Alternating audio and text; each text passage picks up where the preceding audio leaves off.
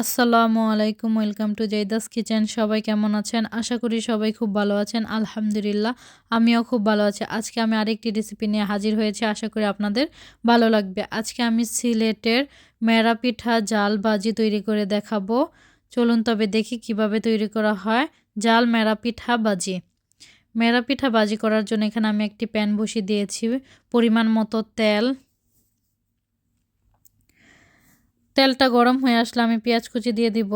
আমি এখানে একটা পেঁয়াজ এবং 2টা কাঁচামরিচ কেটে নিয়ে নিয়েছি। আপনাদের পছন্দ অনুযায়ী কাঁচামরিচ বাড়িয়ে বা কমিয়ে নিতে পারেন। স্বাদ মতো লবণ দিয়ে দিব। লবণটা ফার্স্টেই দিলে পেঁয়াজটা তাড়াতাড়ি নরম হয়ে আসে।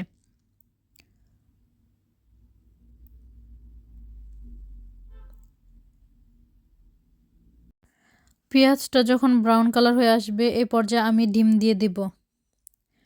ডিমটা আমি পেঁয়াজ মরিচের সাথে ভেজে নিব।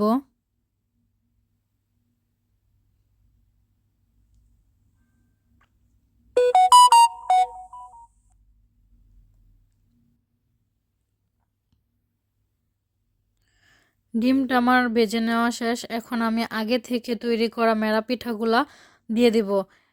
মেরা পিঠাগুলো আমি ছোট ছোট করে আগেই তৈরি করে নিয়েছি এবং ভাপ দিয়ে আমি ঠান্ডা করে ডিপ ফ্রিজে ফ্রোজেন করে রেখেছি। এভাবে আপনারা তৈরি করতে পারেন, এতে করে মেরা পিঠা ভাজি করতে আপনাদের সহজ হবে। এছাড়া আপনারা মেরা পিঠা বানিয়ে ফ্রিজে রাখতে পারেন এবং ভাপ দিয়ে কেটে ইউজ করতে পারেন। আমার চ্যানেলে মেরা পিঠা রেসিপি দেওয়া আছে, আপনারা চাইলে দেখে নিতে পারেন। এখন আমি হাই হিটে মেরা পিঠাটা ভেজে নেব।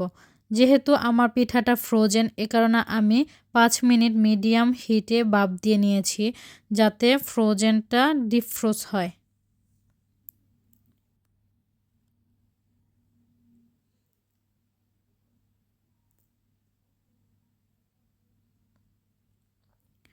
এখন আমি হাই হিটে খুব ভালোভাবে পিঠাগুলা ভেজে নিব।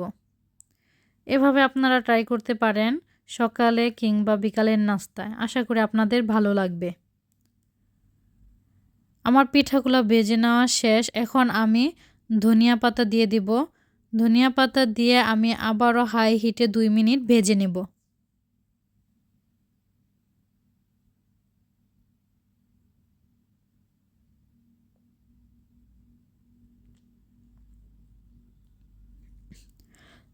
তৈরি হয়ে গেছে আমার মজাদার স্বাদের মেরা পিঠা জাল ভাজি। এভাবে আপনারা ট্রাই করতে পারেন, আশা করি আপনাদের ভালো লাগবে। এতক্ষণ আমার ভিডিওটি দেখার জন্য অসংখ্য ধন্যবাদ। ভিডিওটি ভালো লাগলে একটা লাইক এবং আমার চ্যানেলটি সাবস্ক্রাইব করে আমার পাশে থাকবেন। কমেন্টের মাধ্যমে জানাতে ভুলবেন না কেমন হয়েছে। আল্লাহ হাফেজ।